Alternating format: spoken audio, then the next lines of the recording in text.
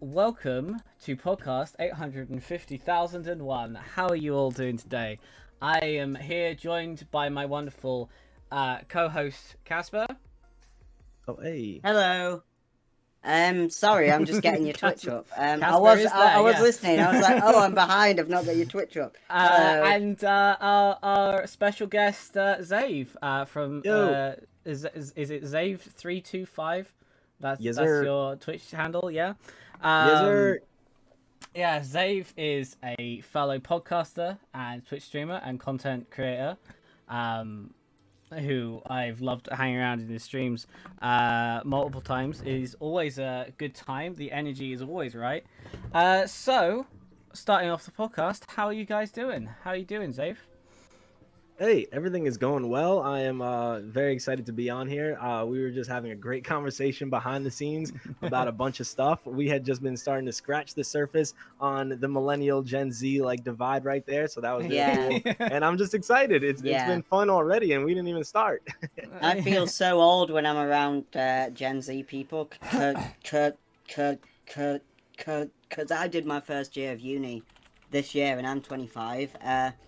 Most other people are like 18, 19, and the age difference is insane. Some of them will mention films that they watched when they were a kid, and I was like, I went to see that in the cinema when I was like 14, and they just make me feel really old, and I hate it.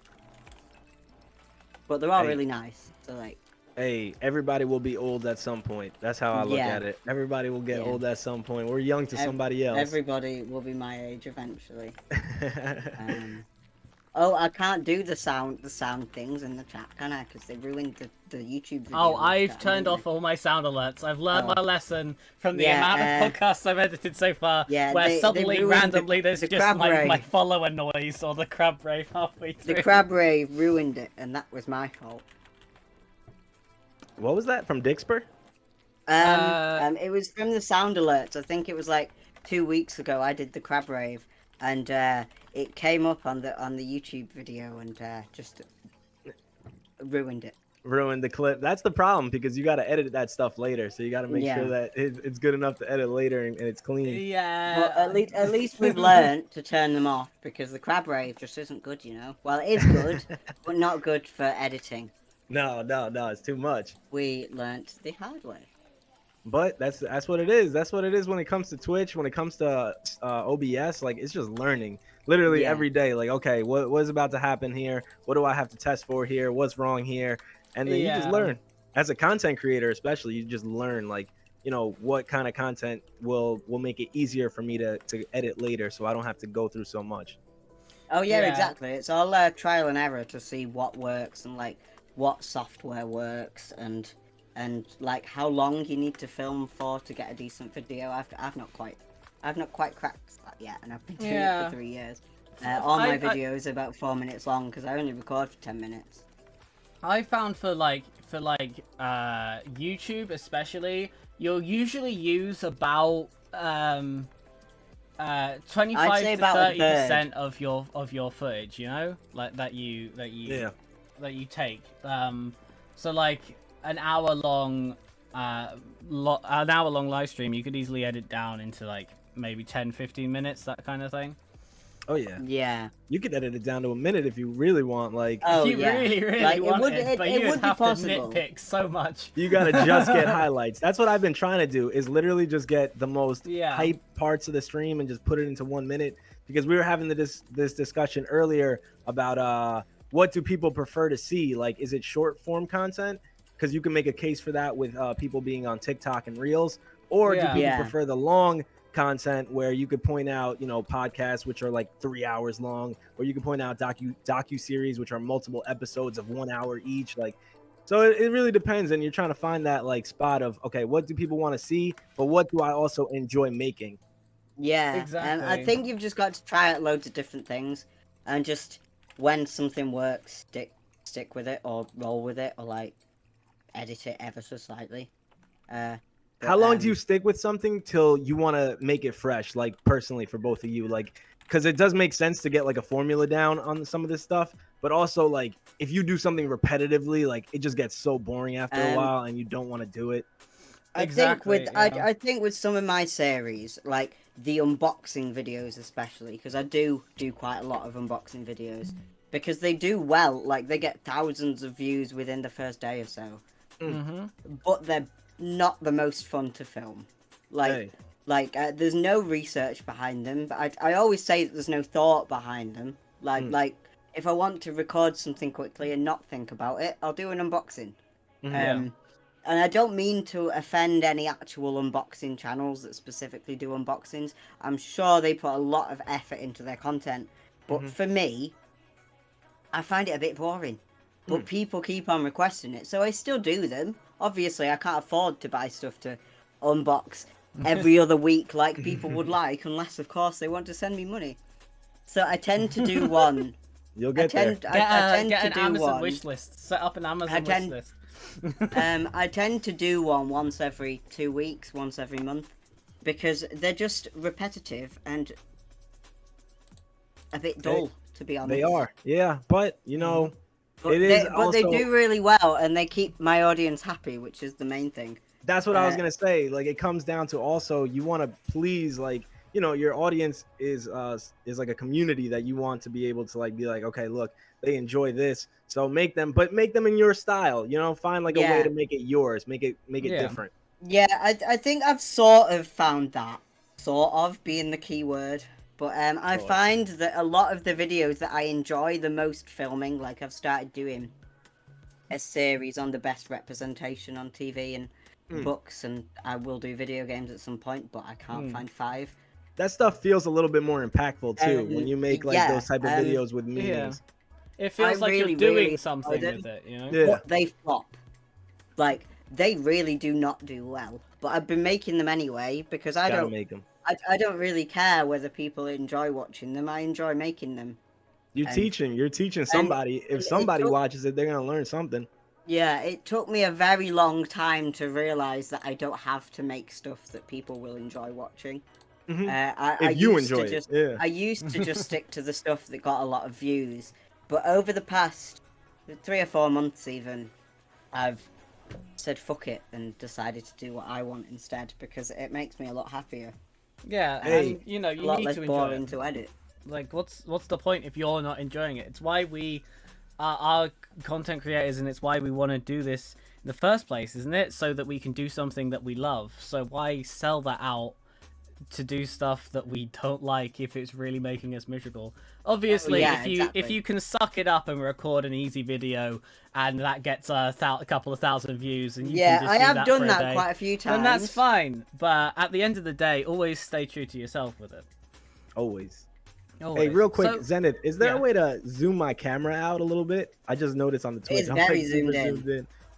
I can give it a go. Yeah, sorry. Yeah, I don't want if it's gonna start messing with the OBS or the slobs or whatever. I'm using fucking Streamlabs, and it's not got the easiest. Yeah. Don't worry. Tools. If it turns out to be a real pain, like, no worries. I just noticed it. Oh fucking hell! I just expanded your border to fit the entire screen. Oh dear. I'm giant. Oh dear. I'm fucking giant. 1 second. Yeah, I will try and figure that out. But no worries, like whilst I'm figuring that out, so you mentioned like obviously there's this argument for like long form content versus short form content and things like that. What do you guys prefer to see? Oh, personally, I prefer to see if I'm watching a YouTube video, which I don't use Twitch at all really. I'll be honest, and say that I don't really use Twitch because I don't understand it. I think I always think I'm too old for it. Like, it's the same with TikTok. I only watch TikToks because I don't understand them. I tend to go for a 15 to 20 minute long YouTube video because that means I don't have to change it after 3 minutes. Yeah, I prefer both. Like, you know, I love Netflix documentaries. I love watching like long docuseries and whatnot. But then at the same time, like, you know, I'm on Reels. I'm not so much on TikTok. I have that same feeling that you just described for Twitch, like feeling a little too old for TikTok. Yeah. Like, it's just not where I really go. Yeah, that's what I'm like with TikTok. I only ever watch them. I won't make them. Like I did attempt to, but they're really difficult to to edit on the phone. Oh yeah, especially I hate that. like Oh, yeah. transitions and stuff. I tried it. Nah, I commend the people that manage to make like 6 a day. Oh, I got my. Is there a bird on your head? Can I say Yeah, hello to the yeah. bird? He hasn't been on stream in a He's while, gone. and he just popped up. Oh, that He's was so gone now. cute and unexpected. I literally just looked up after editing that fucking camera and saw that. I was just like, wow. I'm glad I zoomed out the camera for that. That was beautiful. Hey, yeah, That that's was the beautiful, inspiration yeah. behind the emotes. That's Chucho, my cockatiel. Yeah. He hasn't been on stream in a while just because I got this new gaming chair, and he hasn't figured out how to land on it yet. But he will. He's just got to take some time to he could just use your head. Yeah, he'll just use my head. That's it. Just use your head and just stay there. Oh, that's so cute. Yeah. So then Chucho, also that's cute. Chucho, yeah, Chucho the cockatiel. Also on that note with Twitch, I found that I have a lot of like personal IRL friends that I've known for a long time who don't really watch me on Twitch, and like I don't even really blame them. It's just like not for them. They've told me, they're just like, dude, I'm just not really into it. And it's not so much about not supporting me. They're not on Twitch, and I am like, dude, I get it. Yeah. Oh yeah, I'm like that with YouTube. Like I do watch Twitch occasionally, but I won't sit down to watch a Twitch stream, and I think it's because I do have to engage. If I do sit down to watch a Twitch stream, it's when that's all I'm doing. I won't do anything else alongside Twitch, really, unless I've got, like, Zenith's stream on in the background to be supportive. If I'm on Twitch and I'm being active, I won't do anything else because that needs my full attention and I need to talk to that person in the chat. For sure. Yeah. And I think that's why I don't use it, because I like to, like... I don't know what it's called. There's a special word for it. What's that? Interact? I can't. I like to like passively. Passively watch. Passively consume content. Consume content. That makes sense. Yeah. As opposed to like actively consuming with it. With Twitch, you can't really do that, can you? Well, you can, but I don't like doing that. Yeah, I feel that. It's someone that I know, and they know that I'm not being rude, not chatting. Completely. Did you ever? Sorry, go on. Oh no, please. I've just been having this thought for a while, right? And I don't know how many people out there can relate to this or have done this in their lives. But did you ever have audiobooks as a kid, right? Like I still use a CD now. or a tape. What were they called? Just the tapes, you know? Yeah, the cassette tapes. Cassette tapes. And now we use Audible and stuff. Like you had that as a kid, right? Do you ever think that having that as a kid is kind of why we need sort of passive, like a passive kind of story to follow? Like sometimes I have like 8 hour worth of stream archives from a GTA role player or whatever, and I will listen to that passively and listen to their story unfold or whatever in the same sort of way that I used to listen when I was a kid to actual, stories. Do you ever think that's that kind of thing that's connected, or am I just going mad and drawing? No, that makes perfect sense. I think that's probably why I use YouTube more than Twitch, is because I like to do that, and I don't know. I think it's a me thing, but I always feel rude watching a Twitch streamer that isn't like a massive one, that isn't like Julian's or the Meter or whatever, and not getting involved in the chat. But that is certainly just a me thing. I'm pretty sure nobody else will feel like that. Yeah,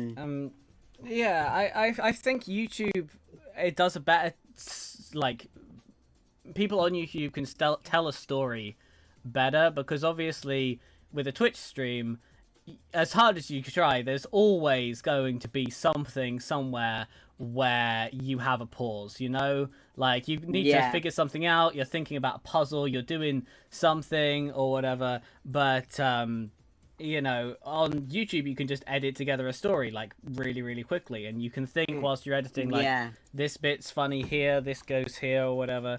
And it's more like a filtered version. and the one thing about YouTube and Twitch is that it is very difficult to find a community and meet people. Like, oh yeah, I've on YouTube. spoken to a handful of my subscribers, and that's all on Instagram. I don't talk to people on YouTube because you can't.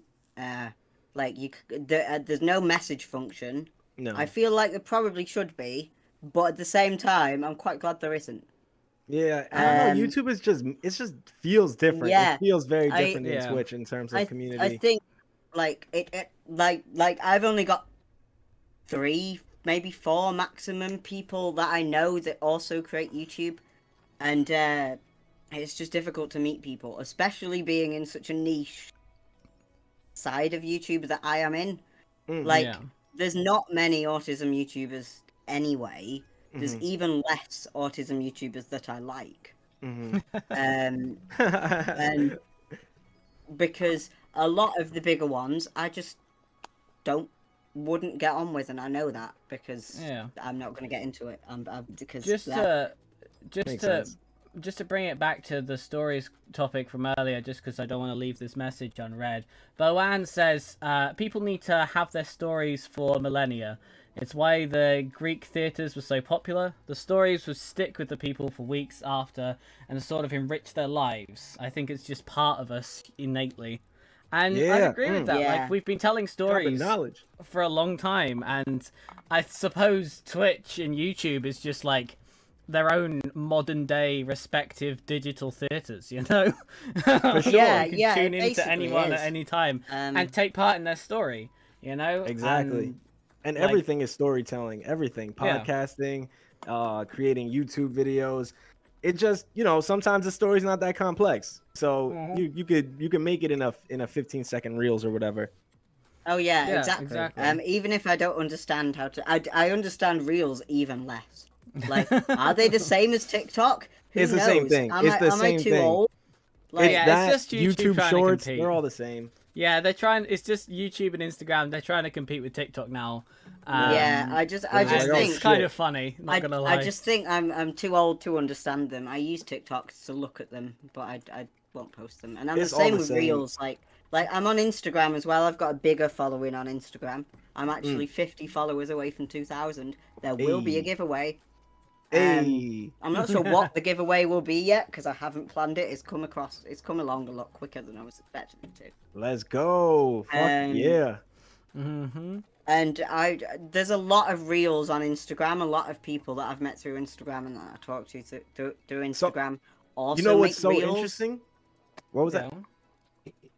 And I just don't know what they are. I don't understand them. Like, definitely, it's the same thing as TikTok. If you can figure out one of them, you'll figure out the rest. Like, and on top of that, you'll see on Instagram a lot of videos with the TikTok watermark at the bottom. So you know they posted it to TikTok and then just moved it over to Instagram and probably I'm guilty of doing exactly that. All right, so that's what they are. Same. Exactly. What's interesting? My bad. So Instagram, I think because they're trying to compete so heavily with TikTok and they see how much of a market share TikTok has, they're really pushing reels. So like I'll publish something as a regular post, a video, like 1 minute long, and it'll get, you know, it'll be decent or whatever, but it won't get seen that by that many accounts. You post it on reels and then you look at accounts reach and it's just like, what the fuck? It's the same video. You just reformat it. But like Instagram is heavily pushing it. Like heavy because of the competition. I've noticed that like there's more and more of them, but I don't use, because I have a Flappy Hands Instagram and a me Instagram. The me Instagram's locked down, and I don't use the explore page on Flappy Hands at all. Like I only ever use the messages occasionally to talk to a handful of people, and I only look at posts from people that I follow and watch stories and stuff. I don't. Well, that's the good thing about it. And I know that a lot of people do, but I'm not on the explore page. My whole thing for like a lot of people have many complaints about social media, and I share a lot of those same complaints. But one of them is like when people say, "Oh, you know, my whole timeline is just full of toxicity and stuff." is like you could completely change that. The algorithm is really just looking for what is keeping you in that app right there in that second. So if you really just want to be like, I just want to follow painters and I just want to follow like artists, I want to follow whatever the hell it is that you want to follow, you can really customize that. Just don't follow like toxic people, just block them, or I don't know, like to me, it's always been like whatever it is that you want to see and you want to see be coming up on your timeline, you could really design that, because that's all the algorithm is doing. It's trying to figure out how do we keep you in this app longer. Yeah, that's unfortunately exactly some people like the toxicity. That's the problem. Some people love the toxicity, and that's what keeps them in the app. They feed off it. Like some people are just sort of. My mother would use the term energy vampires. Yeah, but that whole kind of thing, like you like they draw their energy off that, but you don't have to engage. My main issue is, as you were just saying, Xave, was them trying to keep you on the app for as long as possible. Like I really struggle. Like when I'm the worst with TikTok with that. Yeah, when I had Facebook, when I had the Facebook app. I would be scrolling, and I think it's like every four or fifth post, there's an advert, right? And I'd just be scrolling through endless amounts of adverts and endless amounts of depressing posts, and someone's grandma getting cancelled for being racist on Facebook or whatever. Oh yeah. And it's just constant, and it just keeps you on there for as long as possible, and that really affected my life. And I let it. I'll be back for in a the minute. longest I just really time. need the loop. It's ridiculous. Okay. Oh yeah, Facebook from 2016 onwards has been hell. Like I try not to go on Facebook, because it is like it's literally just become, I don't know if it's the same in the UK, but here in America with the whole Donald Trump election and everything, Facebook just became battleground zero. It's toxic. It is the breeding ground of toxicity. And Instagram is in a similar way, or it can be.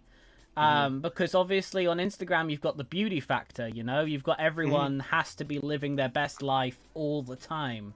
And not only does that put so much pressure on you every time you post, but it also puts so much pressure on you as a viewer. Like if you're scrolling through and you see someone on their 700th beach holiday of the year, you can be why am I not in that position? For real. And that can really hurt. Really easy.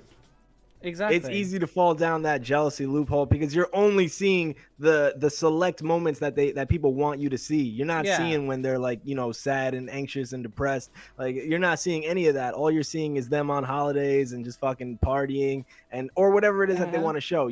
They showing pictures with their babies and the baby looks super fucking happy. He's got a huge smile, but they're not showing when that baby's crying at night. That was 5% of the day. The rest was changing diapers and screaming. Mainly from the adults. Did I have kids? But they'll never show you that.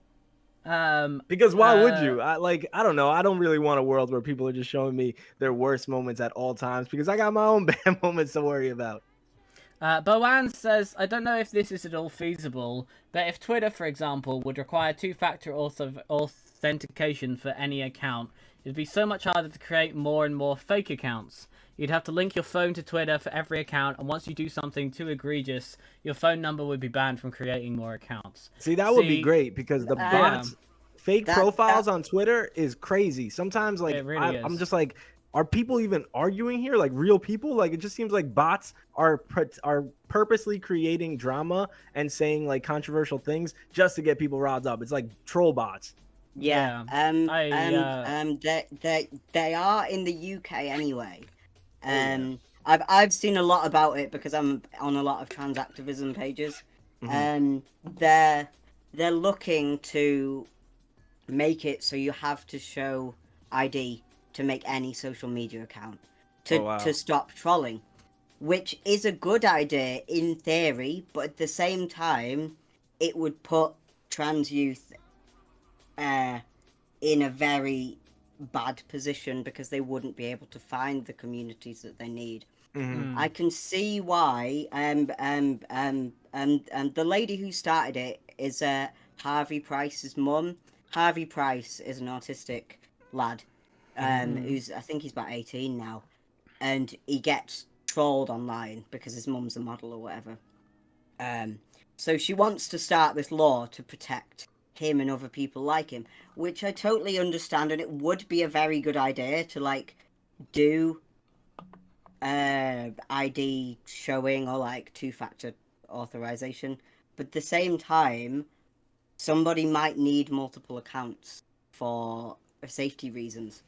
Yeah, I don't know. Maybe the different, like, I could never anything. You mentioned the word, you need to use ID here in the States, and it's just like freedoms, my individual freedom. Yeah. No, you're not fucking doing that. It's the same over here, to be fair, with like I don't know. Yeah, I have actually heard this is a free country more from British people than I have from Americans, but then again, I don't live in America. No, you're the problem is that maybe you're interacting with like-minded Americans, but like, let me tell you that this is a big ass fucking country with a lot of people that will be quick to say like, this is fucking America. Like, that's it. You know, I've never seen more flags like in a place. It was actually when I went to the UK that I realized like that's just not normal. Like, it's not normal to see I find flags it really everywhere. weird that there's flags in classrooms in America. I've got a friend who lives in Florida. You guys sing your national anthem in primary school, don't you? We have to recite the Pledge of Allegiance every morning. You do you the literally Pledge stand up. well, and like I remember it. It's ingrained in my mind. And you guys have to. We never had to do anything like that, which is interesting. I find that really odd. It's very interesting what like, so for certain things, Americans will be like, oh, like my individual liberties, like my personal freedoms, I will not be indoctrinated, blah, blah, blah. And then there are certain things that the state is able to just like slip in there, like super patriotic fucking learning, and nobody questions it because it's just like, well, we've done it all our lives, and like, this is America, home of the brave. Fucking, we are the fucking, world. Like, it's just crazy. Like, I just find it really strange how so many Americans are like proud to be American and like, oh, I'm a proud American, blah blah blah. And that's like totally normal over there. But if you like that over here, you are a racist. That is honestly true. If someone has the St. George's Cross, which is the white flag with the red cross, no, I think it's the Union Jack that's the racist one. No, the Union Jack's fine. It's the white flag with the red cross. That if you see that has on a house, a flag outside their house from someone, that's not around football time, then chances are they will say that immigrants are coming over here and taking their jobs. Yeah. But in America, it's like totally normal to be patriotic, but over here, it's like. It's levels to it though. There's strange. levels to it because we have our own flag that is like, to me, the racist flag, which is the flag of the Confederacy, which that's the red one with the cross and the stars. Yeah, exactly. Wanting to keep like slavery and everything. So it does get levels to it. And I live in the North. I live in New York, so like I don't see it as much. But you'd be surprised. There are still like people here who will fly that flag, and it's just like, what the fuck are you doing? Like, we're in the North. Like, it doesn't even make sense. Oh, so it's like the same as over here. We have the take our country back people and the football fans, like the two different flags. Sure. I feel like it's like that around the world. Like, you'll always find those movements of people, and it's sad, but I think you got a raid, Zenith. I did, yeah. I'm just thanking in chat because I didn't want to interrupt the flow of the conversation. But that Funky Night, thank you so much for the raid. I appreciate that. Hey, hell yeah. Love that. That Funky Night is a cool ass Twitch name. I always enjoy asking people how they got their names. Zenith and Casper, how did you both choose your names? God, how did I change my name? How did I change my name? No, how did I choose my name? I don't know. I think it was just the first thing I came up with that was autism related, and it's. Is it? How so, if you don't mind me asking? Well, flappy hands is something that autistic people, mainly kids, tend to do when they're happy. So like that. Mm-hmm. Mm-hmm. And stims is like self-stimulatory behavior, which is like self-soothing. So you'll like play with a fidget toy or pop a thingy, or like. I tend to fiddle with my hair a lot to like just I don't know, it just feels nice, and it's like regulatory, I think it's called. Like, some people do it when they're overwhelmed, some people do it when they're calm, and some people do it when they're anxious. I tend to do all of the above pretty much all the time. So, yeah, it was just related to autism. It was the first thing I came up with. Hey, and I I've like stuck it. with it. I've never changed it. Apart from one Halloween, I changed it to Spooky Hands and Stims. Bookie hands on Instagram. But other than that, I've never changed it, I don't think. I like I Babby love hands. Yeah. No, it's a very good username, especially for what you do, Casper. Yeah, For it's sure. very positive. How and, about you, nice. Xave? Is like It's just short for Xave's Xavier. Yeah, Nah, it's just short for Xavier. Yeah, My it's just shit's your not name, exciting. It I don't have love no it. good meaning. No, I do love that. Like, what a good name, honestly. So the thing is that like like people that know me in real life, they usually call me X, but like there's no way I'm getting the name just X on Twitch or YouTube or anything. I Like can't even it's get just the name Zenith. yeah, there's no way I'm Yeah. getting that. So most people call me X. There is like a handful of people who've called me Xave. So when I was trying to figure out the name, I was just like, all right, let me do this. It was Xav, just Xav for a while, but people were pronouncing it Xave. So I was like, oh fuck, I gotta throw an E in there. And so now it's been a little bit better.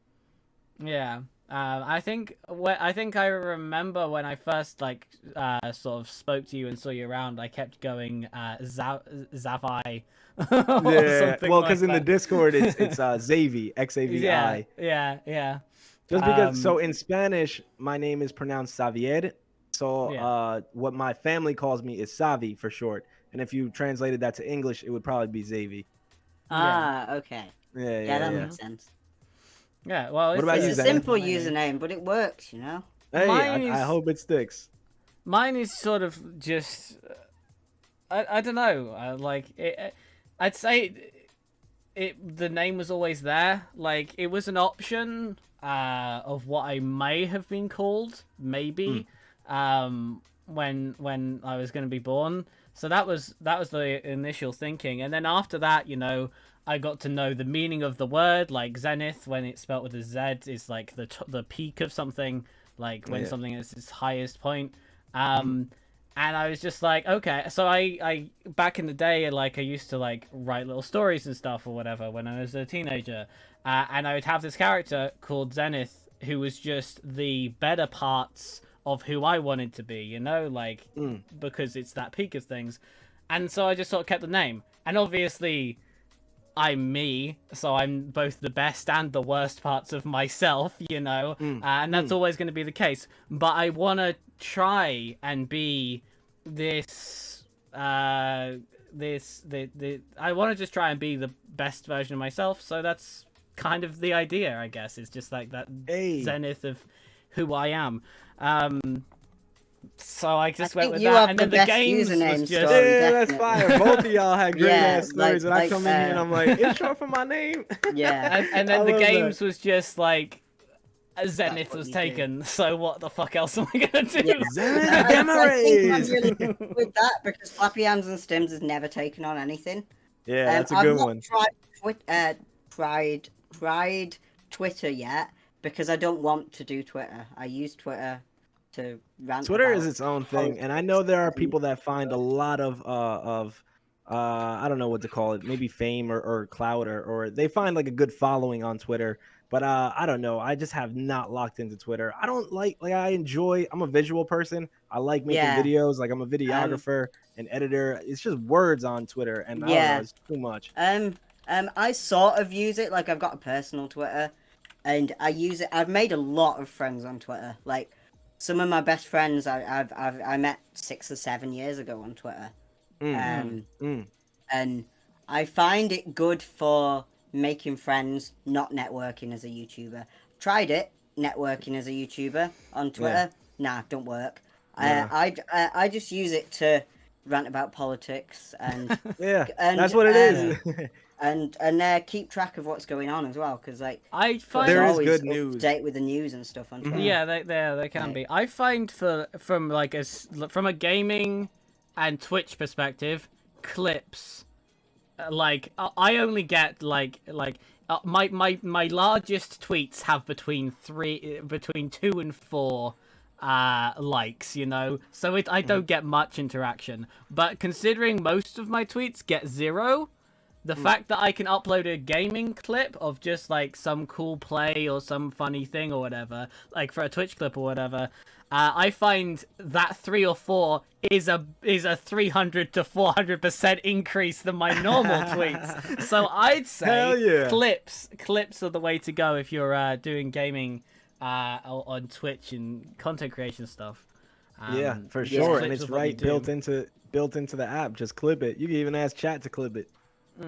Yeah, and there are apps out there. I won't name any unless they pay me. Yeah. But there are We're not apps giving out you there. no free airtime. You better pay up. There are ads out there. There are apps out there that will automatically clip things for you or can easily convert your thing. I was gonna say something earlier on the topic of like Reels and TikTok and YouTube Shorts and stuff. If you can get down with editing software and sort of program your own resolution into it, just put your clip through an editing software, get it the right dimensions to be on a phone, and bam, you have something for all 3 of those, you know? For sure. Yeah, but yeah. I think for me in TikTok, I would have to put I don't know. I would have to put a fair bit of effort into a TikTok. Because if I was to do TikTok, it would be informative, shorter versions of my videos, probably.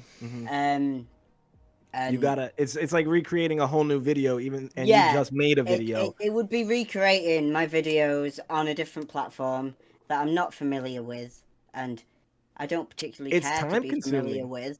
Like, I like watching the memes and stuff, but I'm not interested in using it for content creation, even though I know that there's a lot of massive big autism TikToks. Like one of the companies I work with was contacted by a girl on TikTok who has 6 million followers and only started 6 months ago.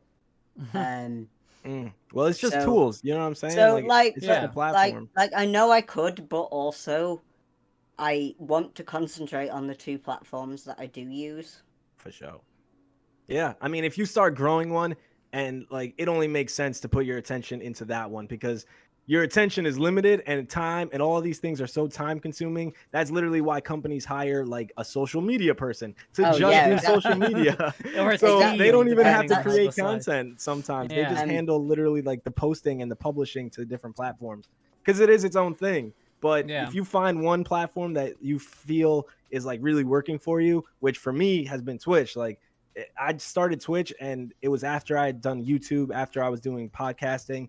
And it was the fastest one where I was like, wow, like I actually have some people in here. Like, this is cool. It's not a lot of people, but it's more than like YouTube where I would post it and it would get like 20 views. And I knew some of them were from like my family. So Twitch has just been the one where I'm like, all right, put all my attention. But then I quickly found out that with Twitch, to really get new people to start coming, you got to put in work on the Discord. You got to put in work on making other social media posts. So like now I'm doing Instagram reels and stuff. Like, oh yeah, I just realized, is really good. I find Instagram the best for growth for me. I concentrate on Instagram and YouTube. I don't do as much Instagram as I used to, and I probably should start doing a bit more because I've got a larger following on there. But I find Instagram better for not networking because I don't really network, but for talking to people and for interacting with people. I use Instagram like you use Discord, I think. Real quick, if I could just go, that is networking, bro. You doing networking. Yeah. But I don't talk to other YouTubers. Like, I get messages from people asking for advice. Networking doesn't have to be other YouTubers. Like, I get messages from people asking for advice all the time. And some of them, I am like, I'm not qualified, mate. Go to a doctor. Because I've had quite a lot of people that message me like, am I autistic? Can you tell me if I'm autistic? And I'm like, no, you need to go to a doctor, mate. But I do have some people, like, mainly parents of autistic kids. I've got quite a few parents that follow me that have very, very large followings who quite often message me like, hello, my kid's been doing insert thing here. How do I help them? And isn't it amazing? People are willing to like come to you like a complete stranger that they've only seen like your content that you put out there, and they're willing to ask you these like type of questions, and like, you know, I think it's so crazy. Yeah, I think it shows that I must be quite approachable. Hey, there it is, and you're Yeah. making Because good content that they're I do have educated from. people like messaging me sometimes quite vulnerable stuff, and I'm like, why are you telling a stranger on the internet? I think at the same there's. time, it's nice that I can be I that think person the for thing with someone. it is that there is a line. You know, like you can definitely be there, give advice, and make your content the way it is, but also there is a line between that and how like much you can be there for someone on a one-on-one place if they're just a stranger that's reached out to you on the internet, and you've got to kind of draw that line of where you're going to be like, right, my advice to you is go to ask a doctor for advice because I'm not qualified to, that's you know? what I tend to do. I've had quite a lot of people come out to me as trans on Instagram and like ask me how they can tell their parents and tell me that they might be in an unsafe position.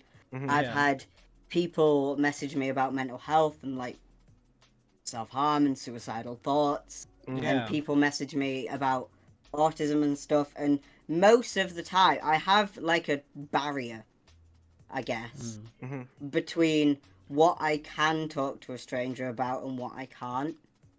Yeah. So a lot of them I am like, I can't have that conversation with you, I'm very sorry. You need to go and talk to someone who you love about it. Yeah. Like I love finding that barrier was very hard. Yeah.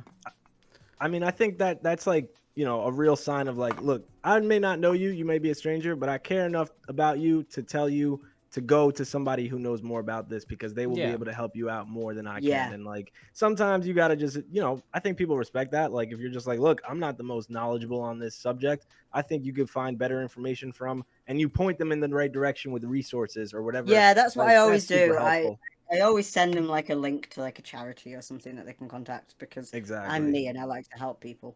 For sure. And and on the internet, you need reliable sources of places where you can get your information, because nowadays there's just so much content, you could get easily overwhelmed. And just like, you know, I've seen people that like I care about and that are close to me share misinformation on social media. And I'm just like, like, you know, some people just read something and they quickly share it. They don't even look into it because we have busy lives.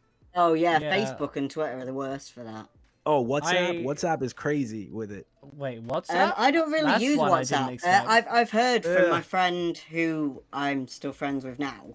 I don't know if it's like a Latino thing, like, but I have a lot of family that use WhatsApp as like a social media platform. Yeah, I know that it's more of a thing like where you are, because I've got a friend who moved to Mexico for a couple of years, and she uses WhatsApp a lot, and and she said that over there they use it as like their main source of communication. They don't use like Facebook Messenger and like text. No. They use WhatsApp. Yeah, and a lot of my American friends only use WhatsApp as well. But over here, it's not a big thing. Like, it comes installed on our phones. I think it's because like if you have Wi-Fi, it's free, so like you can easily use it. Yeah, and it is the same as a text or like a phone call. And you have statuses is the thing, so it's like that's the social media kind of aspect they threw in there, where you could have your status. And I've seen a lot of statuses of like things that people just reshared real quick. They took a screenshot of it or whatever, and they just like reshared it. And I'm just like, oh fuck, like, you know, they got some misinformation. And I didn't know about the statuses. I don't think I've ever used the status option of WhatsApp, but I don't really use it. I use it to send pictures to my nana, because she uses WhatsApp and she texts me. And obviously you can't send pictures via text or they charge you 50p. Oh, really? Also, real quick advice to everybody. If you want to ever send a picture or a video from somebody who, if you have iPhone and somebody has Android or other way around, WhatsApp does not destroy the fucking quality, because if you send something from an Android to an iPhone user, it's just like horrible. Yeah, it's ridiculous. So WhatsApp is a good way to just send that. Yeah, I use WhatsApp for that sort of thing, but that's it. And I think everybody that I've spoken to from the UK who uses WhatsApp uses it in a similar way. See, I have never used WhatsApp in my life. I think I used it once for a job application and then deleted it immediately afterwards. It's more formal. I had a job interview on WhatsApp. Yeah. Video call. Really? It's like I've the never heard formal that. version That's of crazy. Facebook. Yeah. And it's used as like I'm starting a job next month, and I got an email like you need to download WhatsApp because that's where our staff group chat is. Well, you know what's so interesting, and I found this out when I went to the UK. So you guys don't really use Craigslist, right? I don't. I thought I have, Craigslist was a but- thing for like 50 things, but It it's is not. generally. It's like It Gumtree. can be. It's It what? can be really shifty. I Oh, thought okay, it yeah. was No, it specific. can be. Yeah, we don't use it at all. I've never used it. I've I gotten didn't know jobs what it from was. Craigslist. So I've gotten like Have you actual actually? work, like employed from Craigslist. It's the craziest thing. That's really strange. Over here, it's just used for shady stuff. No, yeah, it could definitely get real shady, but here there's like a very solid like actual job section where you can get work and stuff. And like I think I've also bought like furniture, used furniture that was still pretty good off of Craigslist. And it's just so interesting to me that that is not a platform that is really used out there because Yeah, the person that I it's knew was just also just like, yeah, that's like, you know, for like people looking for sex work. it's just so strange. Yeah. Like that's all it is over here. We have Gumtree, which is like probably similar to how you use it, which is for like secondhand furniture and. I use Secondhand, Facebook Marketplace heavy for that.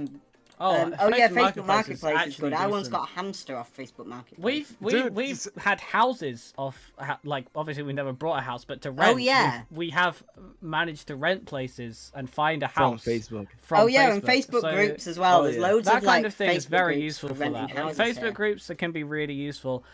So useful. I just find the news feeds to be the most toxic thing. You know, like it's just it's very intense. Oh, it's crazy. It's a Oh, war yeah, zone out there. Yeah, exactly. I find the groups to be the best aspect of Facebook because like there's the support groups aren't always brilliant. Like there's some autism support groups and I'm in some trans support groups, and some of the trans ones can be nasty. But Yeah. I the think groups that's the are always internet in really general. nice, especially for like collecting things. Like there's a lot of like I'm in some Build-A-Bear collectors groups on Facebook. They're the most wholesome place in the world. Aw, that's And awesome. It's just lovely for the community sort of thing, other Yeah. than finding YouTube sort of. I was gonna say, so like YouTubers. earlier you had said something about YouTube having some pretty toxic people on there who will just say like, you know, nasty comments and real harsh critiques and stuff. So I definitely agree with that. But recently, it hasn't been until recently I started posting on TikTok just like gaming clips and stuff.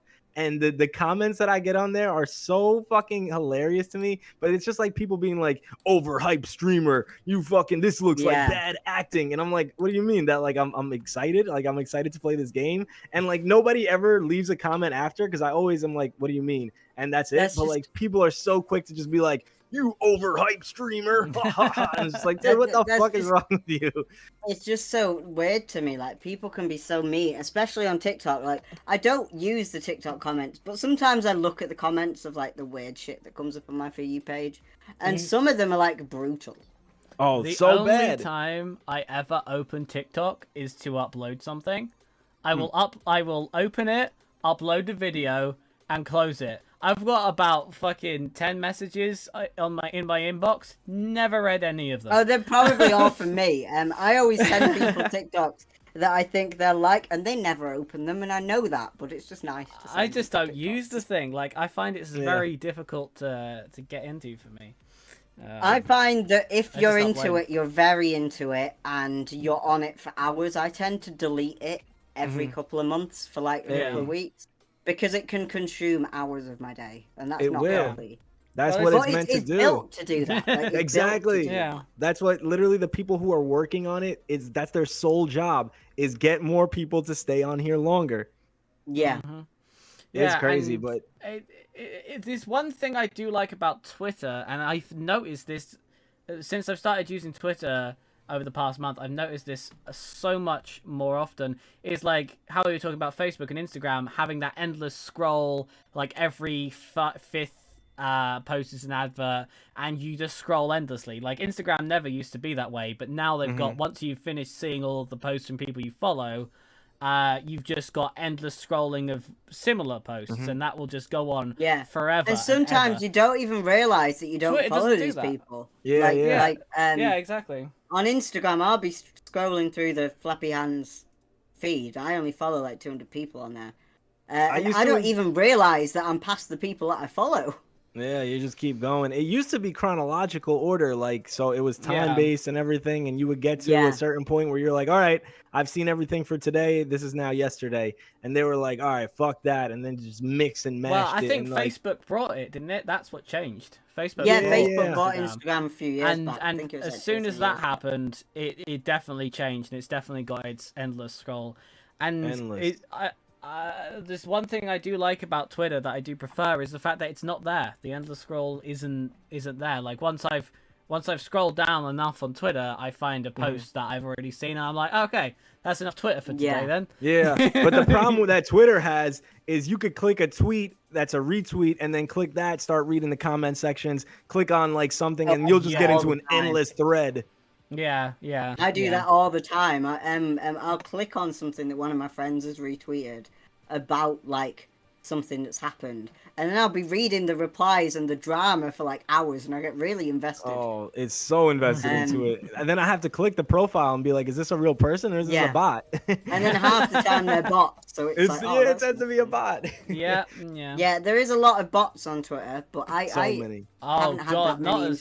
haven't had as many bad interactions with bots on Twitter as I have fucking Instagram. Oh, they're awful on Instagram. I get like fake brands messaging me like, you should buy our gay pride jewelry. Yeah, exactly. I delete them.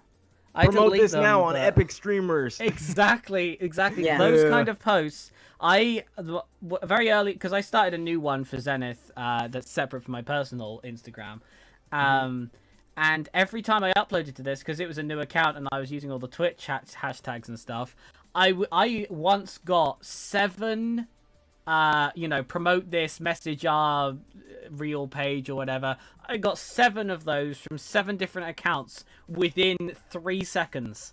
It was instantaneous. It's so fast. And it was so fast. Oh my god. It was way... Oh yeah, it's ridiculous. Have you ever messaged any of them? No. Well, actually, I've actually messaged Epic Streamers once. Did you actually? What was it like? What was the response? What did you get? Well, so the thing is that so I was like, hey, I got a message about a collaboration to promote it or whatever. What is Epic Streamers? I'm just going to Google it on my phone. Yeah, check it out on Instagram. It's like one of those generic, like, they just promote people. But the thing is, you have to pay. It's like they want you to pay for packages. That's always the catch. Yeah, I've seen a lot of them. I did message one once when I first started doing YouTube about a year ago now. I did message one of those once just to see what it was about, and they were just like, hey, you could promote our shirts and it'll be really good advertising to you, and we'll post about it and stuff. Oh, I get them all the time. Please now pay £50 to ship this to your address. Yeah. And I was just like, oh, right, okay. Dude, yeah. A lot of those ones where they're like, oh, we'll have you promote our products or whatever. They still want you to buy the products. And it's like, what the fuck? No. So now I'm just a free advertisement that also bought your shit. I've had a few of them. Yeah, and I always turn them down. Like, I've never been paid for a video, but I'm quite often sent products to review. That's good, though. That's free. Companies.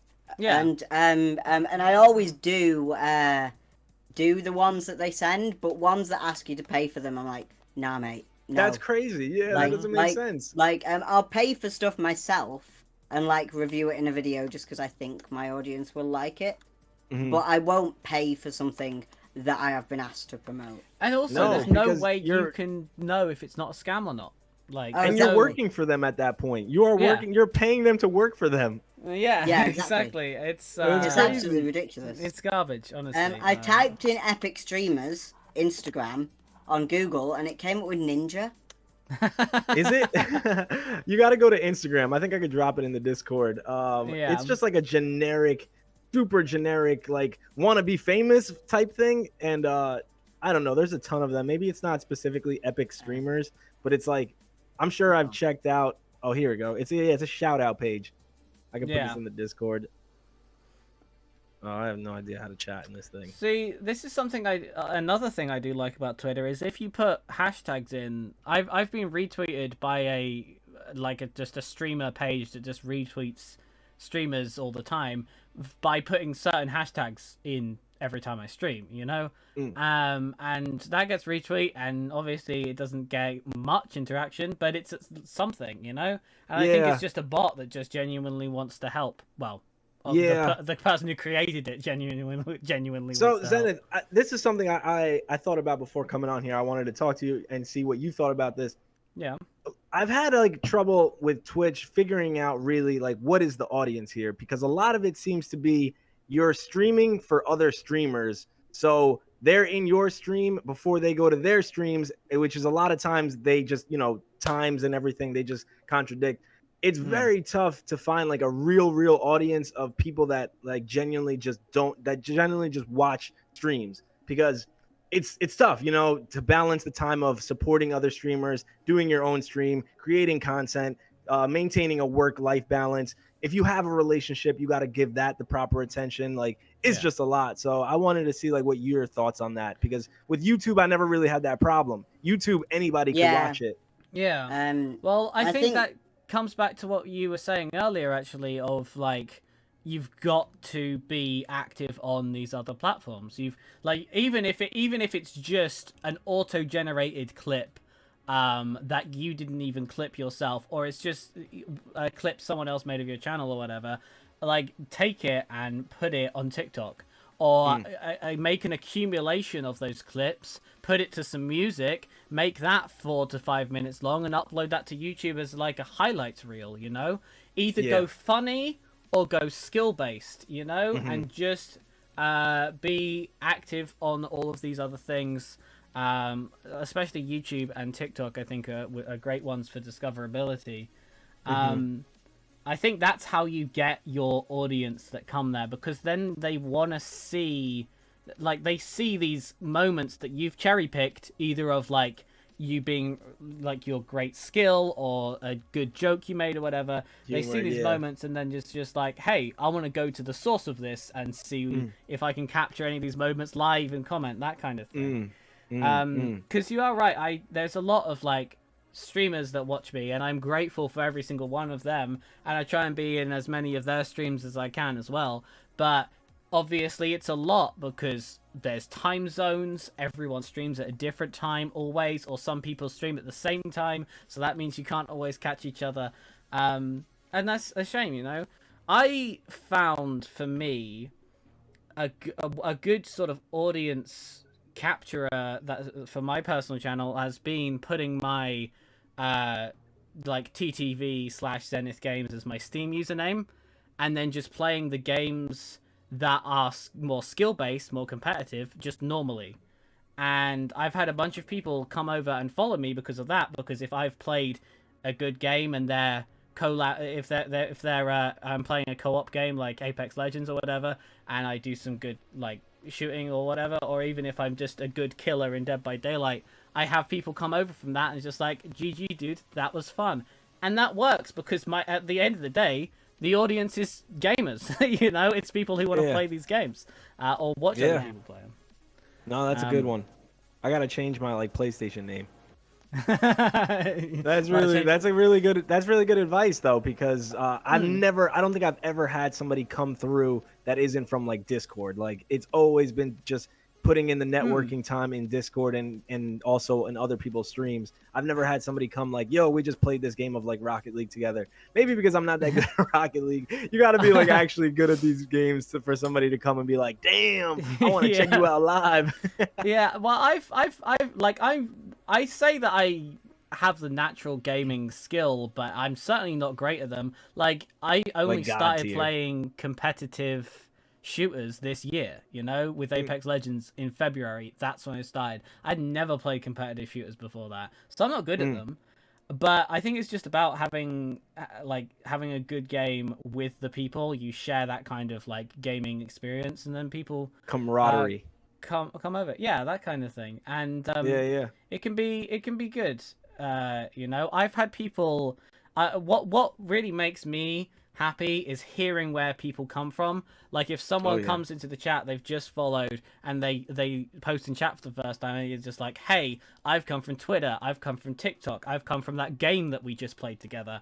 I'm just like, oh, hey, that's neat. It helps me know what's working, and more often than not, it's me playing Dead by Daylight on live stream. Yeah. Not gonna lie, that one has happened a fair few times, and I love it. That's a good one. That's Dead by Daylight is definitely like the type because I've seen it in other people's streams where it's like they were just like, "Yo, you were just killer in our last round or whatever. Nice game," and then they just follow and that's it. Yeah, it's great. I once was watching my friend's stream. She was playing by Dead by Daylight, and I played. I wasn't streaming. I was just playing the game, and I got lobbied with them, and I saw the name, and I was just like, I messaged them afterwards like GG, and she was just like, "Wait, what?" You were in there. The matchmaking can be small sometimes, but it's a good game, and yeah, just in general, if you can have a good time with other people in multiplayer games, they might come over to your stream. You know, who knows? They might. Yeah. And then what about for you, Casper? What do you think for YouTube getting people to come by? I guess YouTube is a little different also because you don't need an account to watch a video. And there's more discoverability on there. Yeah, I think exactly. Like I use hashtags because it's a recent thing. They've added everything. that you can use hashtags. That you can use hashtags in your video, but I don't use too many. I use maximum 5. Because if you don't, then it's a massive list of hashtags before the title of your video, and it's like it just doesn't look good, you know. No, for sure. No, it's a bad. Well, I'm never told how people find me. I've never really cracked how to get people to come to your channel, other than my channel's in my Instagram bio, and I post every time I post a video. I post a picture of the YouTube studio on my story. I hardly ever post it to my grid. If I post it to my grid, it never gets many likes. But another question for both of you. Oh, my bad. If I promo it to my story, then I don't know, it gets more clicks. Don't understand why. Don't understand how people that don't follow me find me through Instagram find me, but I'm not complaining. They do. Don't complain, right? So what is behind the decision making to make separate accounts for things? Because on Instagram, I used to do the same thing for my podcast. It was its own Instagram, and then I had my personal one. But for Twitch, recently, I'm like, fuck it. I'm just going to do it all on my personal and just, that's something that I want to incorporate. I want people to see, like, what I'm doing when I'm not gaming. I want them to see just, like, in general, whatever content I create. So what is behind the decision-making for you both? I think for me, it's that boundary. Because with me, I have a lot of people messaging me and overstepping what I would like to share with them as people who don't know me, if that makes sense. Like, Flappy Hands is a character, really. And like, I have a personal Instagram because I use my personal Instagram for personal things. Not massively personal things, like the stuff I've shared on Flappy Hands that I've not shared to people that I know on my private. But I don't know, I use my private for pictures of my friends and pictures of my cat and pictures of my life. And I don't know, I need that space just for me. I don't want the people from Flappy Hands who, I don't know, I don't, it's a funny one, but it's all about boundaries for me. It's the same as why I don't let people who watch me add me on Facebook. I've had a lot of people attempting to add me on Facebook. Yeah, that's interesting. That's a weird one. It's exactly the same. It's because I'm active in the sensory support Facebook group. Yeah. I post in there. I'll get flooded with friend requests from 14-year-olds who message me like, I like your videos. I'm never going to accept them because my Facebook and my private Instagram are for me and my friends. I don't know. I think it's important to have some space for me that's just for me and the people that I know. Yeah, Makes I think total sense. I think it just definitely comes down to that. Like when I look at my personal, I scroll through it. It's all like memories from my life. It's pictures of me with family, pets, friends, all that kind of thing. None of which has anything to do with what I stream. And then I go to my streaming one and I'm just like, hey, I'm going to do this charity event. Or, hey, I'm going to upload this clip. Or, hey, I'm going to post this selfie and say that I'm going to be live tonight or whatever. And I just don't want to be advertising something on my personal all the time. Oh, and yeah, that's I'm what exactly I feel the like same. my Zenith Instagram is for. Is just I'm advertising my stream. I'm putting all of the Twitch hashtags in here, you know? Yeah. you know what you're gonna get Like, on that. Yeah, exactly. It's so funny. I used to have that same feeling when I was doing the podcast and stuff, and which is why it was a separate account. And I would be like, I don't want to post too much on my personal account because I don't want people to get bombarded and to see that I'm podcasting or whatever and I'm posting all this stuff. But then there came a day where I was like, you know what? If somebody wants to follow me and they want to follow my personal account and they want to know about who I am, then they got to know that I'm a fucking content creator and they got to know that I create this content and that it's important to me and I put a lot of time into the content. So like it didn't make, and I'm just like, if you don't want to see all this, don't follow me or mute me or whatever it is, because this is what I do. Like it was just something where I was like, why am I like not feeling ashamed, but like why am I not trying to burden people or whatever with content that I want people to see? I put a lot of time into it. Yeah. I find my both Instagrams get as much interaction as each other, so I don't think I have the same issue, but I notice, especially to your Instagram, Xave, a lot of it is very your life as well, and I love to see it. I think your Instagram's very uniquely you, and it definitely works. Hey, thank you. Yeah, because I think I've just kind of tried to now be like, I am a content creator as a whole. So this is a page where you will see all the different types of content that I create, whether it's Twitch, whether it's a video that I made, whether it's a collage that I designed. Like, this is what you're going to get from me. And if you don't want to get that, I don't know what to tell you. This is a huge part of my life. So exactly. I don't know. I just stopped doing the personal. And I think I'm like sort of the same. Like with Flappy Hands, I do share a lot of my life. Like I share quite personal things on there because it's an autism account. I'm gonna talk about mental health and I'm gonna talk about shit that goes on that affects my life. But that's what helps people feel comfortable with coming to you for resources and coming to you for information, is that they know it's like, it feels like I'm asking a friend. Yeah, which is a good thing as long as that line is always in place, and I think none of my next to none of my in real life friends even follow Flappy Hands on Instagram or watch my YouTube videos. That's perfectly fine. And that's another reason I keep it separate, because I don't know, I just think that if I had a combined Instagram, some of my friends might not be comfortable with me posting a picture of us at a gig or at the pub to Flappy Hands. That makes sense. That's a little bit more professional. Yeah, and it's just that sort of thing. Like, I post about certain aspects of my life on my personal, and I post about other aspects of my life on Flappy Hands that I will never post about on my personal. And some, like if there's a picture of the cat, post that on both. Why not? Yeah. And it's like two different, like Zenith said, with the better side of himself. It's sort of like me. It's like that. Like, I've got the Casper side of me and the Flappy Hands and Stims side of me. Both a bit different, but we're intertwined. Yeah. That's awesome. I did actually have a question for you, Xave, when you mentioned that, like, this is what you do, and it's such a big part of your life. How did you get there?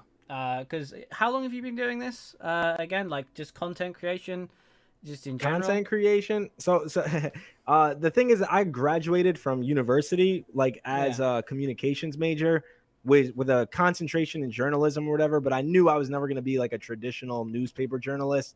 The thing is that when I was at university, I was lucky enough to take a bunch of classes like web journalism, which taught you how to create like a website and like, create your own stories. I don't know if I did a podcasting class, but there was like portions where you would do just audio videos and stuff. So I went to school for it. To get here to this spot on Twitch, like, I've only been doing Twitch since March, I want to say, and that's really just because like I was able to finally afford like a good setup. There's so much of Twitch is just being able to afford good equipment and stuff. It's like it kind of has that barrier to entry where anyone can do it, but if you really want to make your stream look good, you got to have some decent equipment that can run it. You need a decent webcam. Like, mine is bloody awful. And like, no, but that was not bad. Like, it unless you're you're earning money off it, there's no point putting as much money into it unless like you've got money to spare. I was lucky enough to have some money to spare to be able to build this computer, get this microphone, get this camera. And it's not all the best quality stuff in the world, but it works. But it can get you it's up. How it's definitely how you start. Yeah, but there is for sure. There can definitely be a barrier. I started on a laptop, and that just burned a hole through my desk. It's so hard. It's like you try to run it on what you have, and it's just like super laggy. It gets frustrating, and you're just like, oh, you see people with really good quality, and you're just like, oh, I don't even want to go live today because my shit sucks. Yeah. But I finally was able to get good equipment or whatever, and I did this. Like I said before this, I was doing a lot of YouTubing, and I was doing kind of like monologues. I don't know if you guys know John Oliver. No. Let me just. The name John. He's actually British, but his show is, I guess, based here in the United States. I thought maybe he was worldwide. Is it John with an H? John Jon. There we go. John Oliver. Oh, this is Last Week Tonight. Yeah, with John Oliver. There he is. Yeah, I've heard of Last Week Tonight, I think. Yeah. So I was doing monologues in kind of like his style, where I was taking a certain subject and then I was like breaking it down and getting into it with like, jokes intertwined into it. Oh, so like a video essay. Yeah, exactly. Video essays for a while. Kind of nice. And before that, I was doing podcasting. When I first started the podcast in 2018, the whole premise of it was to just interview really interesting people and just have them come on and talk about the things that they were passionate about. It is called A Pretty Normal Podcast because it's, there's nothing too exceptional from it other than like, we do the same thing other podcasts do. But, I still hope that you come see it because of the personalities that we bring on and whatnot. I think it was inevitable. The whole 2016 election and how political everything got in the United States around 2018 when I was making this podcast, it slowly drifted into more election talk. I got into real, like every week was no longer just like, because before that I would have artists on, I would have musicians on, I would have mental health therapists on, founders from different nonprofits on. And then one day it just switched and it was just like politics every single week because I was like, what else is there to talk about? It's overwhelming, the news cycles. It's everywhere in your life. And I was just talking about it daily, like weekly, every week with a new guest. Yeah. So hard, especially because I was getting really passionate into the things that I was like reading about and that I was talking about. I was really into it. But then I don't know, it came to a point where like, I guess I got burnt out on it. And I was like, I really don't want to talk about politics like right now. Yeah. It's just too much. Every week I'm getting into like, because I started putting on libertarians and like different people where like, I would have to really do a shit ton of research to come on there and not look like a fucking idiot. Like actually know what I'm talking about and to be able to push back on things that I thought were misinformation. So eventually stopped with the podcast, did the video essays. YouTube is tough. Like I've had a couple videos that have been lucky and they weren't even the video essays. I do these short form documentaries on different artists where I call it A Pretty Normal Day. So I did A Pretty Normal Day with Luis Martin, who is this collage artist from New York City. And we just did a really cool profile on him. That video got big in the collaging community because it's so niche that it got like, I think it's at 30,000 views or something right now. And it built just like tons and tons of comments. And better than all that and better than all the statistics and whatnot, it helped him. People were going now to his profiles and being like, oh, I want to learn more about you. I want to learn. And like, he built a community off of it. So like, I'm super grateful that I got to do that. Every time that I talk to him, he's just like, yo, thank you. I have people emailing me and like wanting to take my classes and stuff. And I'm just like, dude, I'm glad that the message was able to be out there. But hey, that's real sweet, actually. That's really good. It was cool. It's really cool. Every time I talk to him, he's always like, yo, because of you, like this person found that YouTube, they then went over to my YouTube, and now like I actually have people that comment and stuff. And I'm like, I'm glad I could just literally just profile the person. Like that's all I did was just walk around with them with a camera and show what they do in their everyday life. But Twitch is cool. I'm now on Twitch. It's really a cool place to start like just back and forth conversations with people. I'm trying to figure out how to make more than just gaming. Like I said earlier, I think a lot of my family and friends, they just don't get down with gaming. They don't want to watch gaming for a while. They'd rather just play the games, or they're just not into video games. So I'm trying to find ways to make this more like, incorporate advice segments, have people come on podcasts, like what you're doing, Zenith, like just trying to make it ways where people who don't just like gaming can come and have a good time. Yeah, well, you want that variety as well in your own life. Like, I know there are some streamers who just play 1 or 2 games all the time, sometimes 7 days a week. And like, I've done 7 days a week, and that's hard enough without also playing just one game the whole time. That's wild. That's I don't understand how people don't get bored of it. Because I get bored of making the same video over and not the same video, the same sort of video over and over again, and that's once a week. Sometimes once every 2 weeks when I don't feel like recording. I don't understand how people play the same video, play the same video game all day, every day. Like, I'd get bored of it. It'd get a bit monotonous, really. For real. I gotta give big props to you, Zenith. Like, you're able to do the 24-hour streams, and that to me is like, in Twitch world, like, that shit is so intimidating to me. Like, sitting there for 24 hours, like, difficult. Oh god. Yeah. So big props to you. Cheers, man. Yeah, I haven't done one in a while. I had burnout towards the end of last month, and this month we're moving, so the next one won't be for a while, but I am hoping to do those again soon, because I do definitely love being able to do something that feels like, well, because Casper said earlier about how he has people reach out to him and stuff, and making informative videos can make you feel like you've made something. The same with you, Xave, when you mentioned about, like, obviously following that artist around and having a bunch of different people on. You feel like you're actually doing something and contributing something. I've never really felt like I contribute anything in my life most of the time. So if I can do something as simple as stay awake for 24 hours and then and just have a donation bar, maybe do some giveaways or something, and raise some money for a charity, that's what I like. That, but not simple. Definitely not simple. Give it its due kudos. It's definitely not simple, because you've got to, like, plan people that are going to come on throughout the day, and it's draining. But I've stayed awake for 24 hours before. You do manage to do it, and and not many people can do 24 hours. So impressive. Yeah, whenever I see somebody like at nighttime and then I wake up and they're still on, I'm just like, holy shit. How are they awake? My favorite thing to do is go to the end of a 24-hour stream and just see what compare the start of the 24-hour stream to the end, where they're just there, like, at the start they're like, let's go guys, today I'm going to be doing this, and towards the end they're like, thank you so much. They're just like, oh no. For real. Yeah, it really takes a lot. It takes a lot to be able to sit there. It does.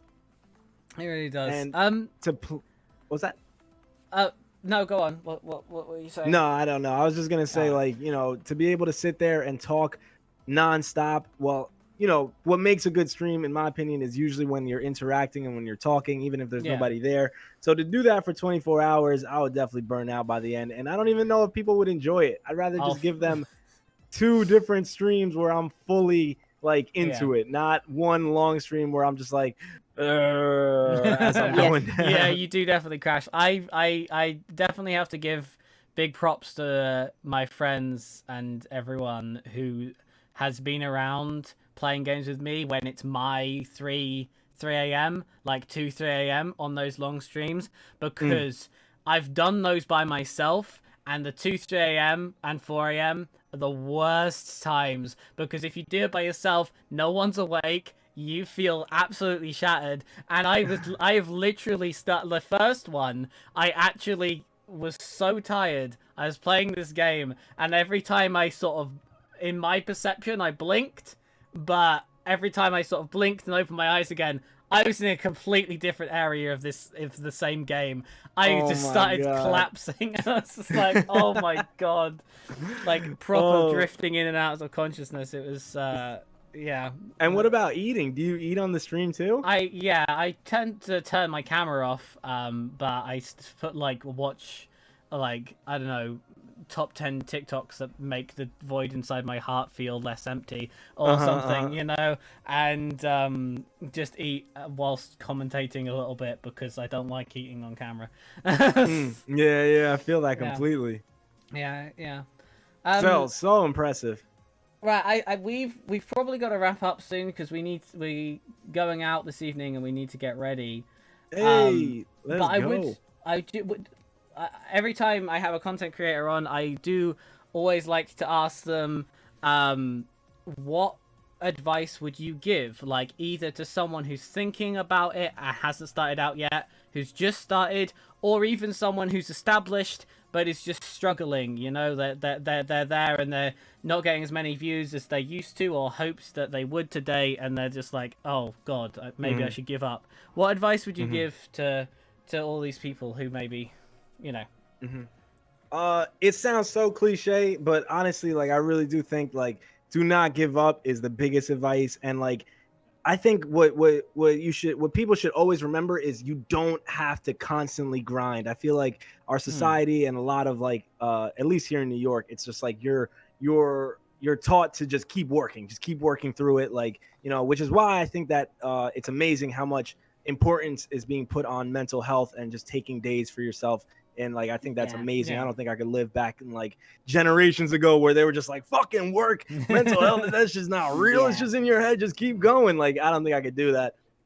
But advice to everybody, just like know that if you are in a rut, you feel like you're not figuring out, just go back to the whiteboard. You know what I'm saying? Just start over. Just like take some time where you're just like watching other people and you're like, what worked for them? What is currently working for them? Don't feel like you got to just keep dragging it out. Like, all right, you know, I wasn't feeling it on Sunday, but I'm scheduled to stream on Tuesday and I'm not really feeling it. But like, I'm just going to do it anyway because I was scheduled. Fucking unschedule that shit. Take your time. Take your time. Figure it out what it is that you want to be doing. What's the type of content that you want to be creating?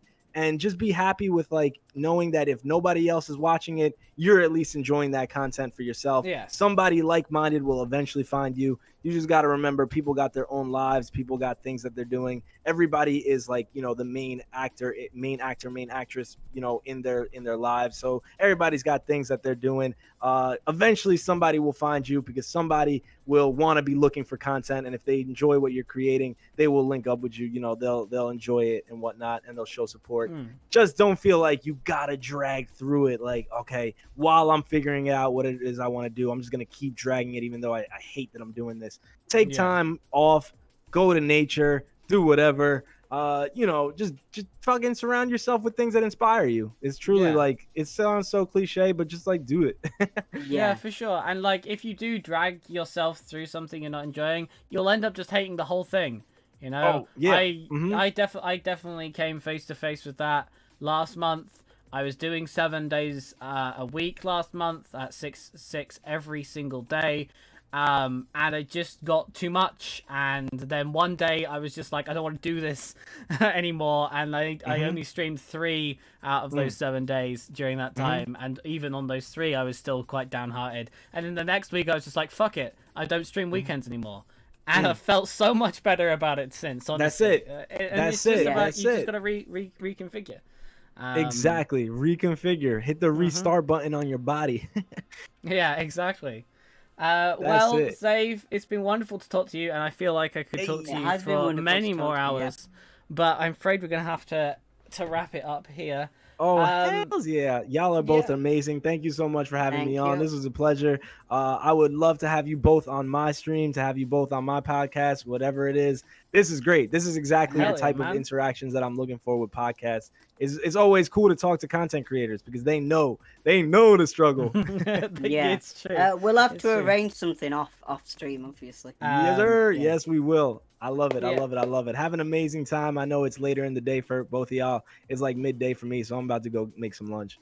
Have a nice lunch. Wherever you're listening to this, subscribe, follow whatever the platform you're listening on requires you to do.